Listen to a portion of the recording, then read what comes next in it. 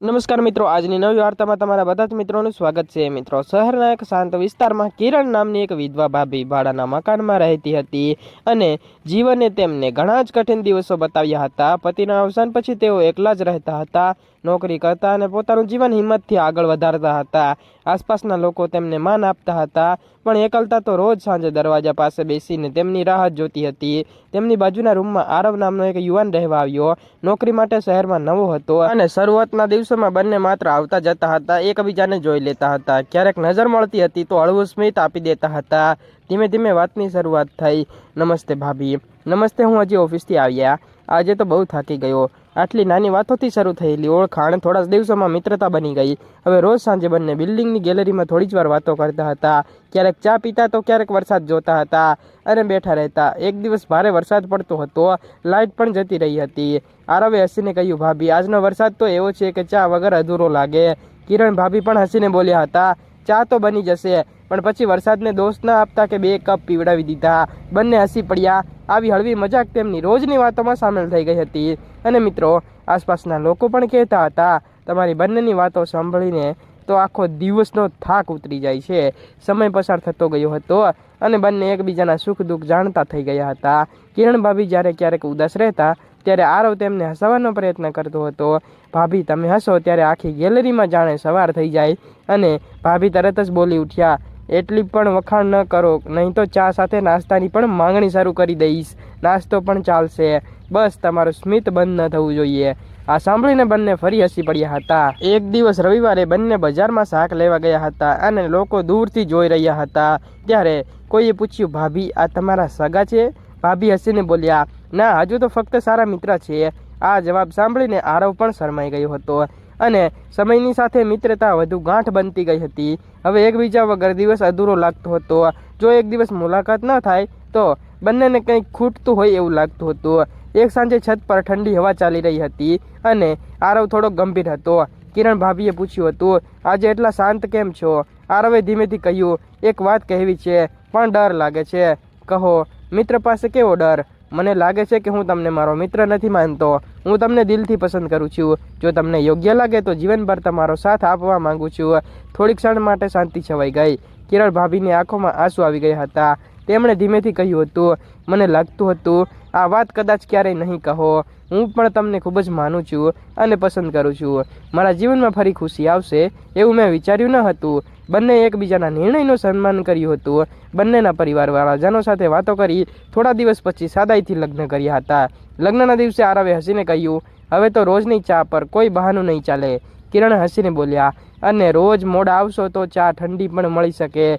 લગ્ન પછી બંનેનું જીવન ખૂબ જ આનંદથી પસાર થવા લાગ્યું હતું। સવારે ચા સાથે નાસ્તો બનાવતા અને સાંજે ફરવા જતા। રજાના દિવસે નવા નવા સ્થળોએ ફરવા નીકળી જતા હતા અને તેમની વચ્ચે હળવી મસ્તી પણ ચાલુ રહેતી હતી। એક દિવસ આરવ બોલ્યો હતો, આજે તો તમે બહુ જ સુંદર લાગો છો। ત્યારે કિરણ તરત બોલ્યા, એટલે જ અરીસો મને જોઈને હસી રહ્યો હતો।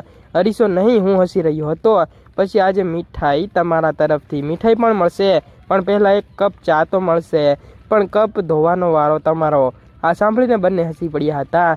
ઘરમાં આવી નોકઝોક રોજ ચાલતી હતી। ક્યારેક રસોડામાં કોણ રસોઈ બનાવે અને એની સ્પર્ધા, તો ક્યારેક કોણ પહેલાં ચા બનાવશે એની મજાક। તેમના આ હળવા સંવાદોમાં પ્રેમ પણ હતો અને મિત્રતા પણ હતી। એક દિવસ પડોશની કાકીએ મજાકમાં પૂછ્યું હતું, હવે તો આરવને તમારા હાથની ચા જ ગમશે ને?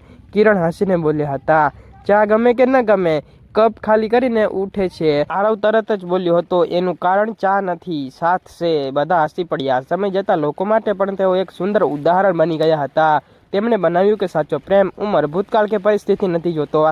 વિશ્વાસ, સન્માન અને સમજણ હોય તો જીવન ફરી ખુશીઓથી ભરાઈ શકે છે અને જીવન પ્રેમ, વિશ્વાસ અને હળવી મસ્તીથી ભરેલું હતું। બંને હજુ પણ એકબીજાના સૌથી સારા એવા મિત્ર હતા અને સવારે સાથે ચા સાથે પીવી અને કામ પર જતા પહેલાં હસતા હતા, એકબીજાને શુભેચ્છા આપી અને સાંજે મળીને આખા દિવસની વાતો કરવી તેમની રોજની ટેવ બની ગઈ હતી। એક રવિવારની સવારે કિરણ રસોડામાં નાસ્તો બનાવી રહી હતી ત્યારે આરવ ધીમેથી પાછળ આવ્યો હતો અને બોલ્યો હતો, આજે તો ઘરમાં બહુ જ સરસ સુગંધ આવી રહી છે। ત્યાર પછી કિરણ હસીને બોલી હતી, સુગંધ નાસ્તાની છે કે મારી રસોઈની? આરવે હસતા જવાબ આપ્યો હતો, બંનેની એટલી જ છે। હું રસોડા સુધી ખેંચાઈ આવ્યો હતો।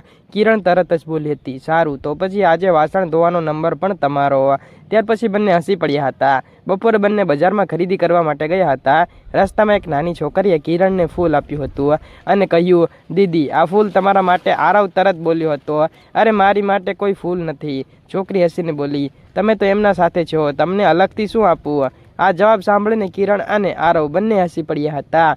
સાંજે ઘરે આવ્યા હતા ત્યારે દરવાજા પાસે એક નાનકડું એવું ગિફ્ટ પેકેટ પડેલું હતું। તેના પર કોઈનું નામ ન હતું। બંને એકબીજા સામે જોવા લાગ્યા હતા। આરવે કહ્યું હતું, આ કોણ મૂકી ગયું હશે? કિરણ બોલી હતી, ખોલીએ તો ખબર પડે। ધીમે ધીમે પેકેટ ખોલ્યું। અંદર એક સુંદર કપલ ફોટો ફ્રેમ હતી અને સાથે એક ચિઠ્ઠી। ચિઠ્ઠીમાં લખેલું હતું, હંમેશા આમ જ હસતા રહેજો, તમારી ખુશી કોઈની નજરમાં ન આવે। પરંતુ ચિઠ્ઠી પર કોઈનું નામ ન હતું। બંને વિચારમાં પડી ગયા। બીજા દિવસે પડોશની કાકી મળ્યા હતા। તેમણે હસીને પૂછ્યું, ગઈકાલે ગિફ્ટ મળી ગઈ ને? અને ત્યાર પછી કિરણ આશ્ચર્યથી બોલી હતી, એ તમે મોકલ્યું હતું? કાકી હસીને બોલ્યા, ના, આખી સોસાયટીના લોકોએ મળીને આપ્યું હતું, કારણ કે તમે બંને આવ્યા પછી અહીંનું વાતાવરણ ખૂબ જ વધુ ખુશાલ થઈ ગયું છે। આ સાંભળીને બંનેની આંખોમાં ખુશીના આંસુ આવી ગયા હતા અને થોડા દિવસ પછી સોસાયટી સાંસ્કૃતિક કાર્યક્રમ રાખવામાં આવ્યો હતો અને દરેક પરિવારને કંઈક ખાસ રજૂ કરવાનું હતું। આરવે કહ્યું, આપણે શું કરીએ? કિરણ હસીને બોલી, તું ગાશે તો બધા જ લોકો ભાગી જશે, તમે નાચશો તો બધા જ લોકો ઊભા રહી જશે, ચાલો બંને મળીને એક નાનું એવું નાટક કરીએ। કાર્યક્રમના દિવસે બંને પતિ પત્નીની હળવી નોકઝોક પર આધારિત રમૂજી નાટક રજૂ કર્યું હતું અને લોકો એટલા હસ્યા હતા કે આખો હોલ તાળીઓથી ગુંજી ઉઠ્યો હતો। કાર્યક્રમ પછી એક વડીલ બોલ્યા, તમને જોઈને લાગે છે સાચો સંબંધ મિત્રતાથી જ શરૂ થાય છે। બંને નમ્રતાથી તેમનો આભાર માન્યો હતો। એક રાત્રે વરસાદ શરૂ થયો હતો। બંને ગેલેરીમાં ઊભા રહીને વરસાદ જોતા હતા। ત્યારે આરવે કહ્યું, યાદ છે પહેલા આપણે અહીં ઊભા રહીને માત્ર હાય હેલો કરતા હતા? અને કિરણ હસીને બોલી હતી, હા, અને આજે આખું જીવન સાથે ઊભા છીએ। ત્યારે એક કપ ચા માટે બહાના શોધતા હતા અને હવે 2 કપ ચા વગર વરસાદ અધૂરો લાગે છે। બંને હસતા હસતા રસોડામાં ગયા હતા અને ગરમ ચા બનાવી હતી। ચા પીતા પીતા આરવે કહ્યું હતું, મારે એક સરપ્રાઈઝ આપવું છે। શું? કાલે સવારે તૈયાર રહેજો। બીજા દિવસે વહેલી સવારે બંને કારમાં નીકળ્યા હતા। કિરણને ખબર જ ન હતી કે ક્યાં જઈ રહ્યા છીએ। થોડા સમય પછી કાર એક સુંદર તળાવ પાસે અટકી અને આસપાસ લીલાછમ વૃક્ષો, ઠંડી હવા અને પક્ષીઓનો કલરવ। કિરણ ખુશ થઈ ગઈ હતી, વાહ, કેટલી સુંદર જગ્યા છે। આરવે હસીને કહ્યું, અહીં એક નવી યાદ બનાવવી હતી। બંને લાંબા સમય સુધી ત્યાં ફર્યા હતા, ફોટા પાડ્યા અને શાંતિનો આનંદ માણ્યો હતો। સાંજે ઘરે પરત ફર્યા ત્યારે દરવાજા પાસે ફરી એક નાનું કવર પડેલું હતું। આ વખતે બંને થોડાક આશ્ચર્યમાં આવી ગયા। કવર ખોલ્યું તો અંદર માત્ર એક લીટી લખેલી હતી, તમારી ખુશીનું સાચું રહસ્ય એકબીજા પરનો વિશ્વાસ છે। કોઈ નામ ન હતું। આરવ હસીને બોલ્યો હતો, લાગે છે આપણા કોઈ ગુપ્ત શુભેચ્છક છે। કિરણ બોલી, નામ જાણવું જરૂરી નથી, લાગણી સાચી હોવી જોઈએ। બંનેએ ચિઠ્ઠી પણ સાચવીને રાખી હતી। તે દિવસ પછી તેમણે નક્કી કર્યું કે દર મહિને એક દિવસ માત્ર એકબીજા માટે રાખશે અને મોબાઈલ નહીં, ઓફિસની વાતો નહીં, ફક્ત સાથે સમય પસાર કરવો। સમય પસાર થતો ગયો પરંતુ તેમની મિત્રતા, મસ્તી અને પ્રેમમાં ક્યારેય ઘટાડો આવ્યો નહીં। બંને સમજતા હતા, લગ્નનું સાચું સુખ માત્ર મોટા પ્રસંગોમાં નહીં પરંતુ રોજિંદા જીવનની નાની નાની ખુશીઓમાં છુપાયેલું હોય છે। અને મિત્રો, આ વાર્તા ફક્ત ને ફક્ત કાલ્પનિક છે અને ફક્ત મનોરંજન માટે બનાવવામાં આવે છે। કોઈ પણ ધર્મ કે વ્યક્તિ સાથે સંબંધ હોતા નથી, તો કાલ્પનિક રીતે જ વાર્તા સાંભળજો। કોઈ પણ લોકોએ દિલ ઉપર ના લેવું। આવતીકાલે ફરી મળીશું એક નવી અને ખાસ વાર્તા સાથે। ત્યાં સુધી આવજો મિત્રો।